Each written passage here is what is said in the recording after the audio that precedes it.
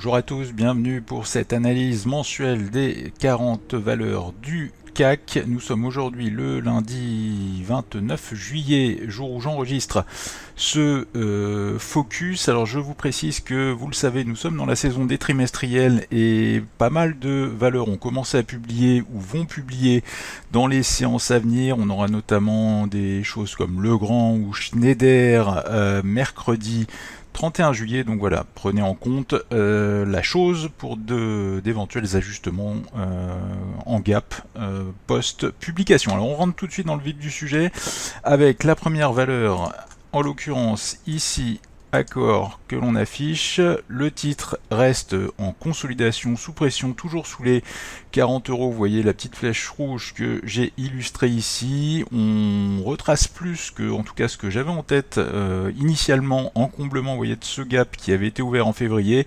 Désormais, les supports suivants sont à 34 voire 32 euros en cas d'extension. La grosse zone de résistance à dépasser étant situé à 40 euros. Sur Air Liquide, là aussi ça bloque dans une zone relativement propre autour des 170-171 euros. Vous voyez, c'est le rectangle bleuté, le premier seuil jaune que j'ai illustré sur mon graphique en termes de résistance. Donc c'est vraiment l'enjeu de ce milieu d'été. Si on les dépasse, on pourrait viser de nouveau plus haut vers les 180 euros avec l'aspect défensif en soutien de la valeur. À l'inverse, si la consolidation doit se poursuivre, on refermerait alors, vous voyez, ce gap ici qu'on avait ouvert le 20 février dans la zone des 154-159 euros. Ensuite, sur Airbus, le profit warning, Airbus d'ailleurs va, je crois, publier précisément demain, donc mardi 30. Alors, publier maintenant, on ne devrait pas avoir trop de surprises étant donné le warning qu'a annoncé le groupe. Vous voyez, c'était ici le gap du 25 juin, révision à la baisse. Donc ce gros gap baissier risque de maintenir la pression et brider la hausse. On a une zone de support, vous voyez, ici plus bas autour des 120 euros. C'est une grosse zone d'overlap. Bon, il que j'illustre avec l'ellipse orange. Donc la zone des 120 euros en support en point de mire pour cet été. Sinon, ce serait la borne haute du gap à 149 euros. Vous voyez, encore une fois la borne haute du gap ouvert le 25 juin dernier en résistance. ArcelorMittal, le titre arrive dans une zone tampon, vous voyez, autour des 20 euros, les derniers creux d'octobre ici 2023. On a des signaux de retournement potentiel en divergence qui commencent à se former, donc pourquoi pas envisager un sursaut technique. Pour autant, je pense que tant qu'on ne reprend pas, vous voyez, la résistance des 23 euros cet été, ça me semble délicat. Donc pourquoi pas envisager un sursaut contestataire à la hausse, mais je crains que sur la fin de l'été ou peut-être à la rentrée, on finisse par casser cette zone de support des 20 euros. Donc point de support de repère 20 euros en soutien, 23 euros en première résistance. Sur AXA, là aussi le titre va publier cette semaine. En retour sur les points hauts, vous voyez ici autour des 34 euros, ça me semble délicat. C'est en tout cas la zone à suivre là pour ce milieu d'été. À l'inverse, en cas de baisse, le support est situé à 30 euros. BNP Paribas, première bancaire de l'indice parisien, elle remonte, vous voyez, dans son gap du 10 juin post-dissolution de l'Assemblée nationale ici, résistant donc 66,50. La borne haute du gap, à l'inverse, le premier support, il est dans la zone des 58 euros. On s'était appuyé, vous voyez, cette zone d'overlap ici, une ancienne résistance qui a à nouveau servi de support. Donc voilà, premier gros niveau à surveiller, 58 euros. Voilà, sachant qu'après, on aurait des niveaux plus bas, mais je pense que déjà, pour cette seconde partie d'été, la zone des 58 euros serait en point de mire, en soutien. Et à l'inverse, on a les 66,50 ou les plus hauts à 69 euros en résistance. Bouygues, là, on est sur un titre sous pression qui se reprend dans le sillage du marché. La zone importante, la zone d'appui des 30 euros, si le rebond doit se poursuivre, on aurait alors en point de mire la zone de gap ici, là encore, du 10 juin post-dissolution, au-dessus des 34 euros dans la zone des, vous voyez, 34-35 euros sur Bouygues en résistance. Sur Capgemini, on a eu un warning en fin de semaine dernière, vendredi 26 juillet, un gros gap baissier avec des gros volumes. Cela met en lumière une configuration qui était déjà dégradée, vous voyez, avec le canal noir ici que j'ai illustré. Bref, ce gap de vendredi dernier risque de confirmer en fait une tendance déjà baissière. Dans tous les cas, on a une grosse zone de résistance à 200 €. Échec la semaine dernière, juste avant la publication. En premier soutien, les 177 €, vous voyez une zone d'overlap là encore, que je matérialise avec l'ellipse orange. Si on devait descendre dessous, on retomberait à mon sens vers le bas de cette zone, de cet ancien range autour des 157 €. Ensuite, sur Carrefour, elle a été sous pression ici, notamment avec un gros gap, des gros volumes sur une enquête autour des pratiques sur l'activité du groupe, on va dire, par rapport à ses franchisés. Depuis, on avait eu un rebond technique qui a de nouveau été vendu la semaine dernière, post-publication ici, jeudi dernier, avec des gros volumes. Vous voyez, je vais afficher les volumes. Vous voyez, on avait ici donc des volumes majoritaires dans la baisse et à nouveau des volumes vendeurs jeudi dernier. Bref, une situation délicate, une résistance juste sous les 15 € à 14,75, vous voyez, contre laquelle les cours ont à nouveau buté. Et à l'inverse, à la baisse, si on doit repartir, je pense qu'on retomberait, vous voyez, on risque d'aller chercher ces points bas de 2022 dans la zone 12,75, 13 € sur la valeur. Sur Crédit Agricole, on est un peu dans le même schéma que BNP Paribas, évidemment, secteur bancaire oblige. On a le gap ici contre lequel on va revenir en opposition. Si on arrive à le dépasser, on pourrait alors viser une poursuite de la hausse vers les 15 €.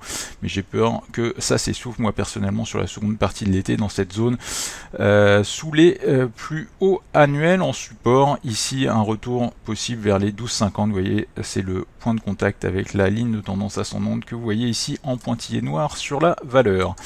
Sur Danone, là aussi va publier mercredi 31 juillet de mémoire, ou peut-être mardi, enfin va publier dans tous les cas cette semaine.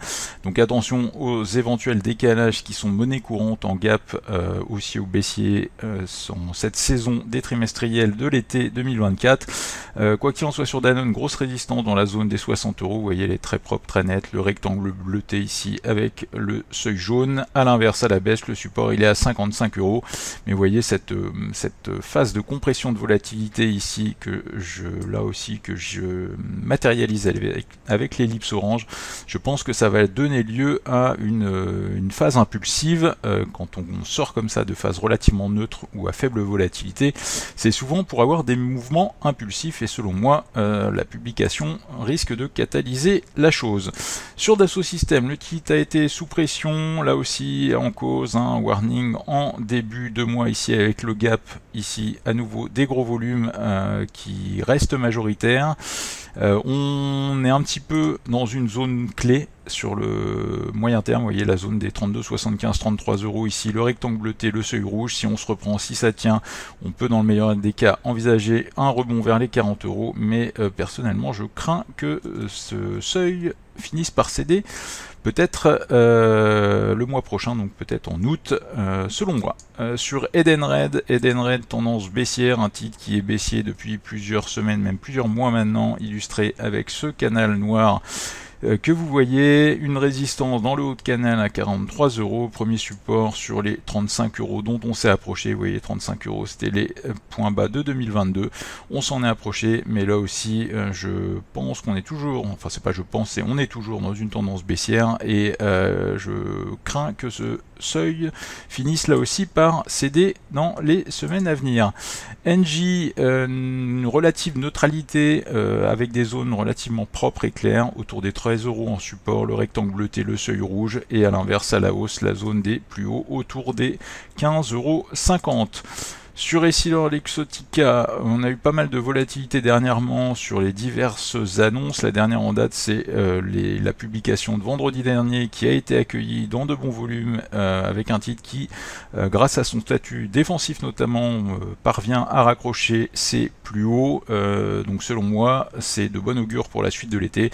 On est sur un titre défensif qui a bien réagi. C'était les marges qui avaient été saluées vendredi dernier. Bref, d'un point de vue technique, on est vraiment ici dans la zone là 210-211 euros, le point à dépasser. Si on la dépasse par report d'amplitude, vous voyez les petites flèches noires à double sens, je pense qu'on pourrait aller un cran plus haut autour des 230 euros. À l'inverse, si on butait à nouveau dans la zone actuelle, le premier support important est situé à 190 euros. Sur fin scientifique, ça commence à se reprendre depuis les attaques ici de Muddy Waters fin juin. On a un petit mieux, la zone vraiment à reprendre pour en tout cas moi me conforter dans une reprise plus pérenne, ce serait de parvenir à s'installer de nouveau au-delà des 60 euros. À l'inverse, entre deux, si ça doit hésiter, on aura un premier support à 47,50 dans la zone des 45-47,50. Vous voyez les derniers creux ici de fin 2023. Sur Hermès a publié en fin de semaine dernière de beaux agrégats. Pour autant, ça reste hésitant. On reste toujours, vous voyez, dans ce canal descendant, comme pas mal de valeurs du luxe, LVMH notamment, qui a elle aussi publié. Donc on est vraiment là autour des 2000 euros sur Hermès, dans la zone un petit peu clé à court terme. Vous voyez, c'est cette zone d'overlap, ancienne résistance. Si ça tient, ça peut relancer à la hausse, mais personnellement, j'attendrai. Ça fait longtemps que je l'attends et c'est une bonne chose, parce qu'il n'y a pas de signal plus franc que cela. J'attendrai un franchissement, une sortie à minima du canal descendant ici en noir pour m'y intéresser. Bref, en termes de support, on est dans la zone à surveiller autour des 2000 euros. Si on la casse, on réintégrerait à mon sens le bas du range, schématiquement une dizaine de pourcents plus bas. Et à l'inverse, si on sort par le haut du canal, les 2225 euros seraient alors en point de mire.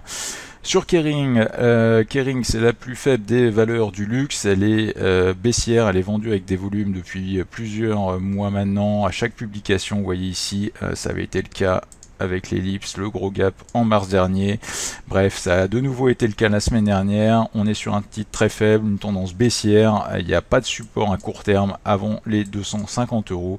Une remontée au-delà des 300 euros serait intéressante, mais je pense vraiment qu'il faudrait, à mon sens, reprendre au minima, à minima, je vais y arriver, les 340 euros pour avoir un peu plus de visibilité sur la valeur. Sur le grand, là aussi, publication à suivre mercredi 31 juillet. Personnellement, je crains que ce support, vous voyez le premier rectangle bleuté, ce support cède dans la zone des 91-50.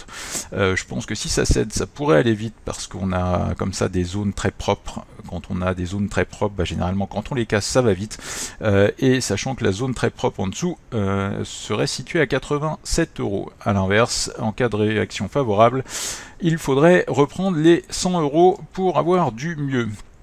Sur L'Oréal maintenant, L'Oréal publie aussi demain, donc mardi 30 juillet, billet baissier, suite, vous voyez ici, fin juin, déclaration prudente du directeur général du groupe, résistance à 440 euros, en support on a les 365 euros à avoir en tête pour la seconde partie de l'été. Sur LVMH, c'est le même constat qu'Hermès, la différence près que LVMH a été vendu post-publication dans des gros volumes, donc voilà, un premier support à suivre dans la zone des 640 euros, ce seuil qui est relativement propre ici avec l'ellipse orange. Si on le casse, je pense qu'on ira assez rapidement plus bas vers les 600 euros. À l'inverse, si on parvient, le vrai mieux, ce serait comme pour Hermès, de parvenir à dépasser, à sortir du canal de court terme en noir et de pouvoir se réinstaller au-dessus des 700 euros. Sur Michelin, le titre avait été vendu en début de mois ici, vous voyez, avec le gap sur des prudences quant au volume. Derrière, on a eu une dérive baissière qui est arrivée à son terme la semaine dernière avec une relance sur des choses finalement peut-être moins pires que prévu dans les comptes au global. Voilà, donc on a une bonne réaction ici avec des gros volumes post-publication, ça c'est des choses que j'aime bien. Support à 34 euros. euros, il faudrait la résistance en tout cas à prendre, à aller chercher, elle est sur les plus hauts, 38,50 €. Sur Orange, on a un titre qui est relativement neutre à moyen terme. On a, vous voyez, une grosse phase de range entre 9,25 et 10,75 ajusté du dividende. Bref, on est un peu entre deux eaux à ce stade et personnellement, je ne serais pas étonné que ça s'essouffle pour cette seconde partie d'été dans la zone actuelle là, des 10, 10,50. En tout état de cause, on a une grosse zone de résistance dans le haut de range, 10,75, 11 €, un support intermédiaire, vous voyez, à 9,90, sachant que le gros soutien plus bas, il est à 9,25 €. Sur Pernod Ricard, lentement mais sûrement, ça continue de baisser, une résistance à 135 €, un prochain support à 115 €. Sur Publicis, la société avait relevé ses prévisions à la mi-juillet, vous voyez, une ouverture en hausse, forte hausse dans de bons volumes, sauf que derrière ça a de nouveau été vendu et ça bloque encore et toujours dans la zone des plus hauts, autour des 105 €. Donc sur Publicis, on a vraiment un range qui est en place entre 105 et 94 € à la baisse. Ce sera les bornes à surveiller pour cet été pour le prochain mouvement. Sur Renault maintenant, on a un titre qui a été vendu post-publication, un gros gap sous les 45 € jeudi dernier. Première résistance 47,50 €, reprise borne haute du gap ouvert donc jeudi dernier. À l'inverse, dans le biais baissier, la grosse zone à suivre elle est à 39 €. Vous voyez le rectangle bleuté avec le seuil horizontal rouge, cette grosse zone d'overlap des 39 €. Sur Safran, là aussi publie mercredi 31 juillet. Personnellement, je crains que ce support ascendant soit à risque. Vous voyez le support oblique qu'on voit ici en grisé et avec les petites flèches vertes. L'élément peut-être plus favorable, c'est la publication de l'homologue américain General Electric Aerospace. C'est un peu l'homologue de Safran dans les moteurs, puisqu'ils ont des co-entreprises notamment aux États-Unis. Bref, et donc GE Aerospace avait relevé ses prévisions la semaine dernière. Donc plutôt un biais favorable dans le news flow, mais personnellement je reste quand même assez prudent. La grosse résistance, la première, elle est vraiment assez proche à 207 €. Sachant que sinon on aurait les plus hauts annuels en point de mire, mais à l'inverse à la baisse, je pense que si on casse les 195, ça peut aller assez vite pour potentiellement aller refermer, vous voyez, ce gap qu'on avait ouvert en février dernier.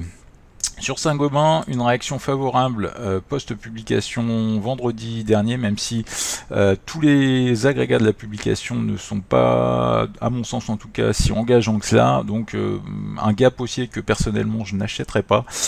Prudence à mon sens toujours sous les 81 € et je penche plutôt vers une poursuite de la correction, peut-être vers les 72 € ou en cas de poursuite de la baisse de manière plus marquée, vous voyez, un comblement de ce gap qu'on avait ouvert en avril dernier. Sanofi Aventis a profité du statut défensif, un peu comme Essilor, puisque c'est aussi une valeur du secteur pharmaceutique.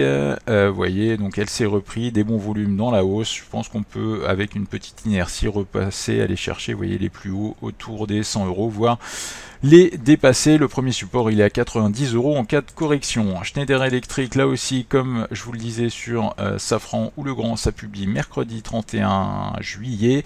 Vous voyez, on a une structure comme ça en élargissement qui se dessine. J'ai toujours eu en tête, moi, qu'elle allait retomber vers les 200 € pendant l'été. On a fait une partie du chemin la semaine dernière avec une grosse impulsion dans des gros volumes. En tout état de cause, on a un premier support, vous voyez, dans la zone des 216 € sur lequel on a pris appui à nouveau en fin de semaine dernière. Plus bas, ce serait la cible des 200 €. À l'inverse, résistance, la borne haute de cette figure d'élargissement sur les 240 €. Sur Société Générale, c'est à peu près le même constat que sur BNP et Crédit Agricole. Une zone de gap, vous voyez, qui arrive en opposition dans la zone des 26 €. Le premier support, il est à 22 €. Les derniers points bas. Stellantis, ça reste sous pression. Vous voyez, depuis plusieurs semaines, j'avais mis en lumière ce canal ascendant de moyen terme dont on était sorti. Et le fait est que ça continue, ça a lentement mais sûrement continué à baisser avec une accélération là depuis une semaine maintenant et des mauvais résultats. Bref, je pense qu'on peut viser un cran plus bas, la zone, vous voyez, des 13,50. On a une zone de support ici entre 15 et 13,50 à avoir en point de mire. Pour le reste de l'été sur la valeur, à l'inverse, si ça se reprend, on aurait un point de mire, un comblement du gap sur les 18 euros, voire dans un scénario idéal, une remontée sur les 20 euros. Sur ST Microelectronics, un gros trou d'air post-profit warning de la valeur tech. On avait là aussi, comme sur pas mal de valeurs, des gros niveaux. Vous voyez par exemple ici cette zone qui avait été testée plusieurs fois, et comme je vous disais sur le grand, alors je n'ai pas de boule de cristal pour savoir si il en sera de même sur d'autres valeurs de ce style là, mais vous voyez que quand on a comme ça des gros supports, quand ça casse, ça va souvent vite, et là ça a été surtout très vite avec le profit warning du groupe, avec un titre donc qui avait passé de 37 à 30 euros, 37 euros en première résistance désormais, la borne haute du gap, les 30 euros, vous voyez on a pris un appui ici, ça se stabilise, mais je serais pas étonné qu'on navigue peut-être légèrement en dessous des 30 euros sur la valeur sur le reste de l'été, peut-être en support, en extension vers les 27 euros.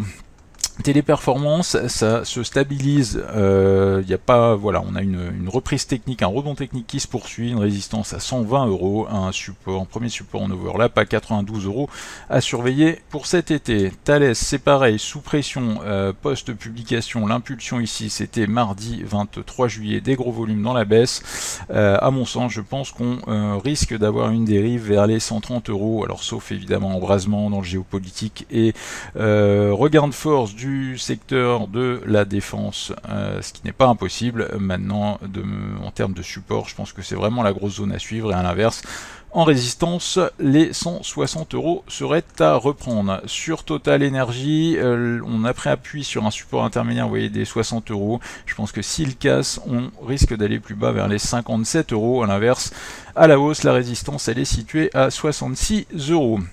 Sur Unibail Co, même une publication mal accueillie, des volumes dans la baisse, un titre qui poursuit sa consolidation. Ici on passe sous les 70 euros, personnellement je pense que ça va continuer vers les 62 euros, alors peut-être avec des phases de sursaut contestataires, mais vous voyez, tant qu'on sort pas de ce canal ici visible en noir, je maintiens un billet baissier vers le support des 62 euros.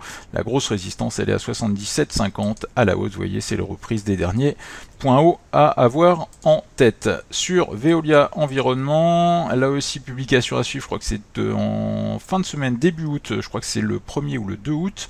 Le juge de paix, ça va catalyser, en fait, cette publication va catalyser, vous voyez, la sortie de la phase de compression en triangle. Ici, si on reprend les 30 euros, on aurait alors les plus hauts autour des 31,50 en point de mire. À l'inverse, à la baisse, si ça sort par le bas de manière, dans tous les cas, à mon sens, probablement impulsive, je pense qu'on retombera assez vite vers les derniers creux, 26,25 €, voire derrière 24 € en cas de grosse déception. Sur Vinci, un titre qui se reprend, qui se remet de son gap ici du 10 juin post-dissolution, une publication qui a été bien accueillie, la résistance elle est à 110 €, sachant que la grosse zone pour l'été elle est à 117, si on d'aventure on devait remonter sur les plus hauts annuels. À l'inverse, à la baisse, une rechute sous les 100 €, on aurait les 98 et les 94,50 € en point de mire. Vous voyez sur la gauche la zone des derniers creux et le rectangle bleuté. Dernière valeur du CAC, Vivendi, qui nous a fait une grosse impulsion ici avec Canal+, en soutien le 10-11 juillet. Derrière ça s'est essoufflé avec des gros volumes post-publication. L'éventualité, moi à mon sens, d'un bull trap, un piège à la hausse dans cette phase est posée. L'avantage qu'on peut voir par contre, enfin toutefois plutôt dans le dossier Vivendi, c'est que comme des Sanofi, comme des Essilor, l'aspect défensif peut lui permettre de tirer son épingle du jeu. Quoi qu'il en soit, gros support à 9,40 € à la baisse et résistance sur les derniers points hauts. Voilà, bah écoutez, merci à tous pour votre attention. N'hésitez pas à mettre des petits pouces si vous avez aimé cette vidéo. N'hésitez pas également à vous abonner, comme ça vous pouvez recevoir en avant-première cette analyse qui suivra sur notre site La Bourse au quotidien derrière, dans un format plus classique, j'ai envie de dire. Donc voilà, si la chose vous intéresse, n'hésitez pas à m'y retrouver, soit sur notre chaîne YouTube ou, comme je vous le disais, sur notre site La Bourse au quotidien. Bonne semaine à tous, bon été et à très bientôt.